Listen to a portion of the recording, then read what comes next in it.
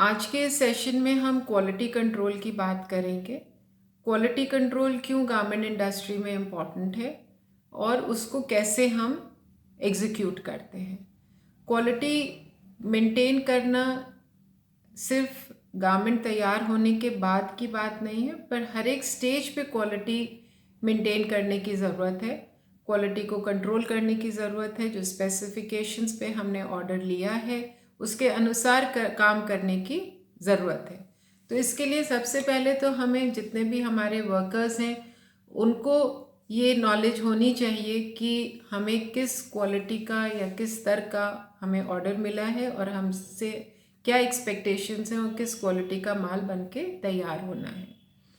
अगर हम क्वालिटी को मेंटेन करने में अनसक्सेसफुल होते हैं, उसको नहीं कर पाते हैं, तो ये एक हमारे लिए फेलियर होता है, इंडस्ट्री के लिए फेलियर होता है और इससे कस्टमर कभी सेटिस्फाइड नहीं होगा।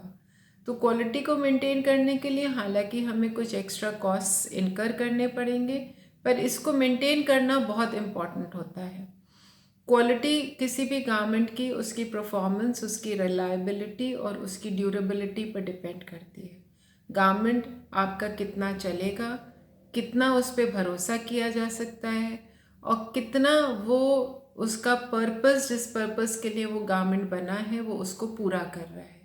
तो परफॉर्मेंस, रिलायबिलिटी और ड्यूरेबिलिटी, ये तीन फैक्टर्स हैं जिस पे गारमेंट की क्वालिटी डिपेंड करती है। और ये दोनों चीज़ें विजुअली भी होनी चाहिए, दिखनी भी चाहिए गारमेंट में, और एक्चुअली वो उस गारमेंट में मौजूद भी होनी चाहिए। ये नहीं होना चाहिए कि दूर से तो गारमेंट बहुत अच्छा दिख रहा है, पर जब हम पास से उसको देखें और उसको फील करें गारमेंट को, तो वो हमें उस क्वालिटी का नज़र नहीं आए। तो जैसे मैंने कहा कि क्वालिटी हम उस समय शुरू कर देते हैं, राइट फ्रॉम द टाइम जब हम मटेरियल, रॉ मटेरियल गारमेंट के लिए प्रोक्योर करते हैं। हमें ये देखना होगा कि जो मटेरियल हमने ऑर्डर किया हमें उसी तरीके का मटेरियल मिला है कि नहीं, क्योंकि ऑब्जेक्टिव हमारा क्वालिटी कंट्रोल का ये है, प्रोडक्शन का ये है कि एक ही बार में जो गारमेंट है वो प्रॉपर तरीके से एक ही बार में बन जाए, उसमें कहीं हमें दोबारा से कोई रिपेयर या कोई ऑल्टरेशन करने की ज़रूरत, आवश्यकता नहीं बने। तो इससे हमारा टाइम भी बचेगा और हमारा प्रोडक्शन लेवल भी मैक्सिमम होगा। तो स्टाइल, कलर, फिटिंग, सब कुछ गारमेंट का एक ही बार में तैयार हो जाना चाहिए। तो इसके लिए जो प्रिंसिपल हम फॉलो करते हैं वो है PDCA, plan, do, check and act.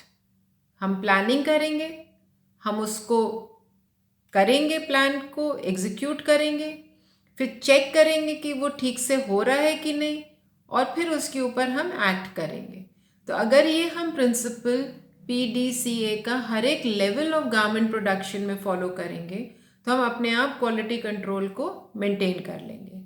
Quality control को मेंटेन करने से एडवांटेज ये होता है कि जो गारमेंट का एक फ्लो है इंडस्ट्री में, जो गारमेंट प्रोडक्शन का फ्लो है वो प्रॉपरली मेंटेन्ड होता है, वो कहीं पर भी ब्रेक नहीं करता है।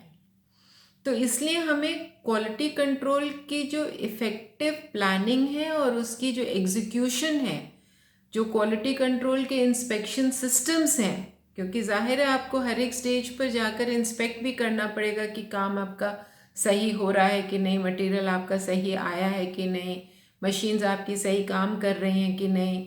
तो ये सारी जो इंस्पेक्शंस आपको करनी पड़ेगी, जो सैम्पलिंग चेकिंग आपको हर स्टेज पे करनी पड़ेगी, वो बहुत इम्पॉर्टेंट है।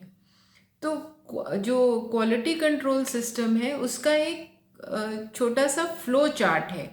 तो जैसे आप कोई भी एक गारमेंट ले लीजिए, आपने अगर उसको ऑर्डर किया है, उसके लिए कपड़ा ऑर्डर किया है, तो जब आपके पास कपड़ा आएगा तो आप उस कपड़े को चेक करेंगे कि वो कपड़े में कहीं कोई डिफेक्ट है कि नहीं। एक बहुत कॉमन चीज़ होती है जब हम कपड़ों को ऑर्डर करते हैं और कई थान ऑर्डर करते हैं कपड़े के, तो हो सकता है उन थानों में कलर वेरिएशन हो, बहुत हल्का सा ही होता है जो कई बार आर्टिफिशियल लाइट्स में नहीं दिखता है।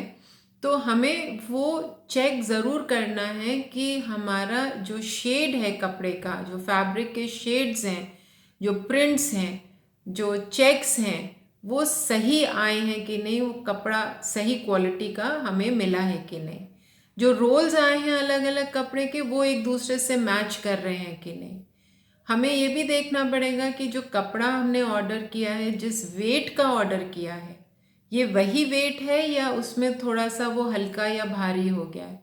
वेट गारमेंट में बहुत इम्पॉर्टेंट होता है फैब्रिक में, क्योंकि जब हम एक शिपिंग करते हैं, जब हम उसको भेजते हैं, तो जो हम कॉस्ट पे करते हैं ट्रांसपोर्टेशन की, वो बाय वेट पे करते हैं। तो वेट गारमेंट का बहुत इम्पॉर्टेंट है, और वेट वहीं से शुरू हो जाता है जब हम फैब्रिक को ऑर्डर करते हैं। तो जो स्पेसिफाइड ग्राम्स पर स्क्वायर मीटर वेट, जीएसएम जिसको हम कहते हैं, वो जो हमारे ऑर्डर में लिखा है, हमें ये देखना है कि हमारा फैब्रिक उसी वेट का आया है कि नहीं। हमें ये भी देखना है कि हमारे गारमेंट में जो श्रिंकेज लेवल लिखा हुआ है, परसेंटेज लेवल लिखा है, वो कपड़ा उससे मैच कर रहा है कि नहीं।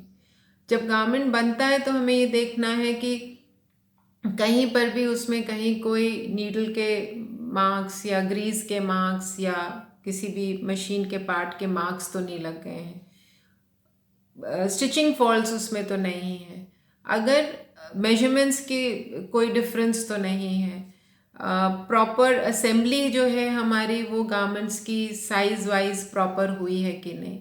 जिस किसी भी स्टेज पे हमें दिक्कत नज़र आती है वो तुरंत रिपोर्ट होनी चाहिए, जिससे कि उस पर तुरंत एक्शन हो जाए और वो चीज़ वहीं पर फॉल्ट करेक्ट हो जाए। और इसके बाद जो जब हम फाइनल चेकिंग कर लेते हैं क्वालिटी की, फिर जो हमारे गुड्स सही होते हैं वो चले जाते हैं स्टोर्स में, उनको ओके कर हम स्टोर्स में भेज देते हैं।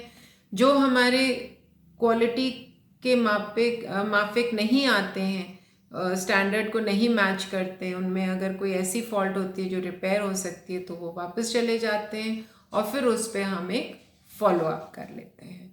तो ये बेसिक आइडिया होता है क्वालिटी कंट्रोल का, और इसको इसी तरीके से हर एक स्टेज पर इंडस्ट्री में फॉलो किया जाता है। Thank you.